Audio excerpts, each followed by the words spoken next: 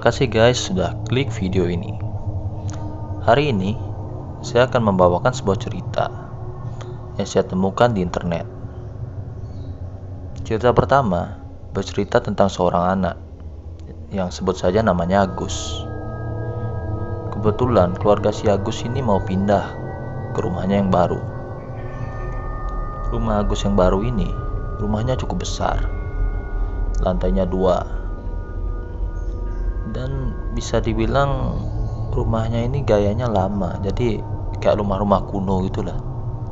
Agus ini, keluarganya Agus ini terdiri dari 3 orang, itu ayah, ibu, dan Agus. Jadi Agus ini anak satu-satunya.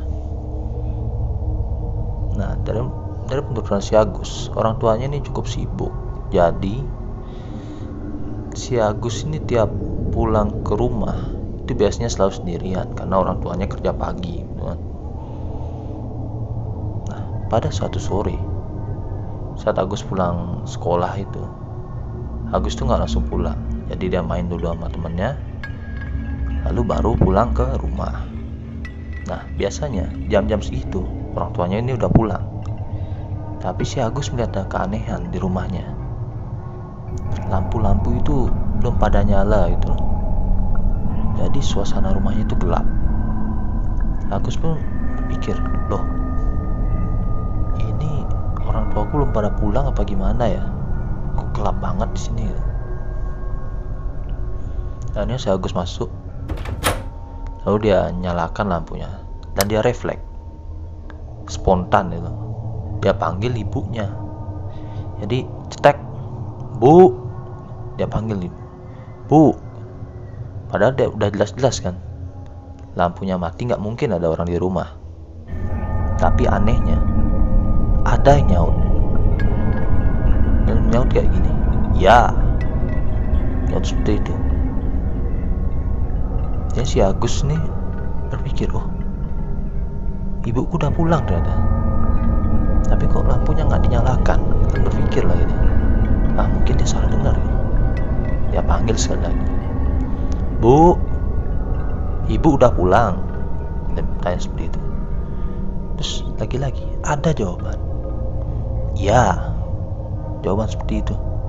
Dia pikir, oh iya, berarti ibuku udah pulang ya. Dan dia yakin suaranya itu ada di kamar yang di ujung lantai 2 yang belum ada orang yang nempatin. Jadi rumahnya ini kan besar sekali, jadi wajar Agus itu cuma bertiga. Jadi ada ruangan yang ya nggak dipakai gitu. Si Agus pun menghampiri ke ruangan itu. Tapi anehnya Agus tiba-tiba ada firasat ya. Loh, kok kayaknya ini bukan ibuku ya. Padahal memang suaranya memang suara ibunya, cuma ada kayak firasat gitu. Namanya orang firasat kan muncul tiba-tiba itu tanpa alasan. Kayaknya ini bukan ibuku. Si Agus nih mulai berpikir positif, masa bukan lah. Dia jalan lagi, udah sampai lantai 2, di lorongnya itu dia kan menuju ke kamar itu. Di tengah-tengah jalannya lagi itu, tiba-tiba dia merasa merinding gitu. Merinding yang tiba-tiba, loh, kok aku takut gini ya. Dia berhenti sejenak, dia pikir, kok bisa kayak gini ya. Nah, dia pikir lagi, oh, mungkin nih karena belum kebiasa sama rumahnya kan. Dia tuh baru pindah beberapa hari gitu. Belum biasa sama rumahnya, mungkin dia ada perasaan-perasaan aneh itu. Jadi dia jalan lagi. Dia sampai depan kamar itu. Dia udah mau buka kamarnya. Dia udah tangannya udah di pintu, jekret mau gitu. Tiba-tiba dipanggil. Ada yang manggil dari bawah. Dan manggil itu ibunya Agus. Manggilnya ini, Gus, kamu udah pulang duluan ya? Maaf ibu, tadi lembur, jadi ibu pulangnya agak telat. Panggil seperti itu dari bawah. Si Agus ini kan kaget nak. Dadak dia mau buka pintu nggak jadi gitu. Jadi dia malah lari dah di tangga. Jadi firasatnya itu benar nih. Di tangga dia mau cari ibunya, tapi di tangga si Agus nih berpikiran, dia penasaran dan nengok lagi ke ruangan itu cuma sebatas noleh dari tangga, dia noleh ke ruangan itu kan kelihatan kamar itu tiba-tiba kebuka sendiri, tapi kebukanya itu cuma sedikit ya, jadi celah aja cerit, dari celahnya itu Agus bisa ngelihat ada seseorang yang mengintip, dia cuma kelihatan matanya, bukan sesuatu yang mengintip dari kamar itu. Dan jadi matanya natap ke Agus ya. Wah, Agus langsung deg lari dari bawah nyari ibunya. Bu, di atas ada hantu. Kan dia bilang, wah, kamu ngomong apa sih Gus? Mana ada hantu di rumah ini gitu. Dia terus ya Agus yakinkan ibunya terus, bu. Nah ibunya itu terus ngecek ke atasnya. Dia cek ke atas, dia buka kamarnya itu, gak ada apa-apa. Dia buka, mana kamu bilang ada hantu, gak ada apa nih, ini kamu salah lihat kali gitu. Ya, si Agus kan dia ngalamin sendiri, kayaknya gak mungkin salah lihat. Nah sejak saat itu si Agus tuh gak berani ditinggal sendiri di rumahnya. Jadi kalau dia harus sendiri di rumahnya, paling dia main keluar, tidak manggil teman-temannya untuk ke rumah buat nemenin dia. Jadi itu ceritanya si Agus ini. Mana menurut kalian? Cukup seram atau ya masih kurang? Kita masih ada cerita kedua. Oke, ini cerita kedua. Cerita kedua ini bercerita tentang seseorang yang membeli barang dari internet. Jadi sebut saja namanya si A. Si A ini membeli sebuah kamera dari sebuah toko online. Kameranya ini kamera bekas, tapi kondisinya sangat bagus sekali. Kondisinya bagus, mereknya juga merek-merek yang terkemuka, yang terkenal. Tapi si A ini bisa dapat dengan harga yang sangat murah. Agak mencurigakan kan? Gimana bisa barang yang bagus dapat dengan harga murah? Takutnya kan ada apa-apanya. Nah tapi si A ini nggak begitu peduli, karena barangnya udah di tangannya dia, dan dia tuh juga perlu barang ini. Ya jadi dia buka barangnya terus, dan dia lihat, oh ternyata di kamera itu ada sebuah memory card. Jadi kayak tertinggal itu memory cardnya. Ya si A ini berpikir, oh jangan-jangan ini memory card dari yang jual kamera ke dia ini. Jadinya dia berencana buat menghubungi yang punya kamera ini sebelumnya untuk ngabarin bahwa memory cardnya itu masih ketinggalan, supaya nggak bingung nyariin di mana.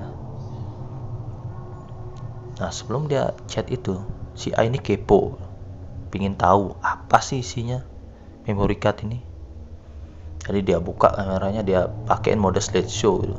Kebetulan kan isinya udah pasti foto kan, slideshow. Habis itu jadi gambarnya muncul berapa detik ganti kan slideshow gitu. Jadi dia tonton deh. Gambar pertama perlihatkan sebuah paket, ya paket toko online itu, dengan alamat ditujukan kepada siapa. Tapi di gambar kedua malah kelihatan sesuatu yang mengerikan. Isinya adalah sebuah mayat dengan kondisi yang sangat sadis, dengan di dalam ruangan yang dipenuhi darah, dengan bagian-bagian tubuh yang udah ya berlumuran darah, itu sadis loh. Nah si A ini kan loh kok ngeri banget fotonya nih. Tapi si A pikir, oh mungkin nih foto dari Google atau scene film yang dia nggak tahu juga ini. Habis itu gambar pun ganti, gambar ketiga isinya sama dengan gambar pertama, isinya foto paket dengan alamat di atasnya. Setelah itu ganti lagi ke foto keempat. Foto keempat sama dengan foto kedua, yaitu isinya adalah mayat dengan seseorang yang udah berlumur darah, yang dalam kondisi yang sangat sadis ya. Tapi beda orangnya beda nih, mayat yang satu dengan yang lain tuh beda. Si A udah mulai takut di sini, tapi tetap dia lihat video itu. Ganti ke gambar kelima, sama juga polanya, paket mayat, paket mayat, paket mayat, sampai ke foto ke-9 yang isinya adalah paket yang ditujukan ke alamatnya dia. Jadi dia udah tahu bahwa kayaknya orang ini mau nargetin aku, pembunuh ini mau nargetin aku untuk ini. Si Anu udah ketakutan, udah was-was kali. Jadi dia mau telepon polisi. Jadi sebelum dia angkat telepon polisi, udah ada suara ketukan di depan rumahnya. Dan kalian juga pun tahu apa yang akan terjadi pada si A ini. Oke, itulah cerita kedua. Saya nemu itu di internet dan menurut saya ini sangat mengerikan nih. Kayak permainan psikopat gitu. Dan saya nggak tahu apa yang akan terjadi kalau saya mengalami itu. Oke guys, itu aja cerita untuk hari ini. Semoga kalian terhibur. Jangan lupa klik like, subscribe, dan komennya. Terima kasih.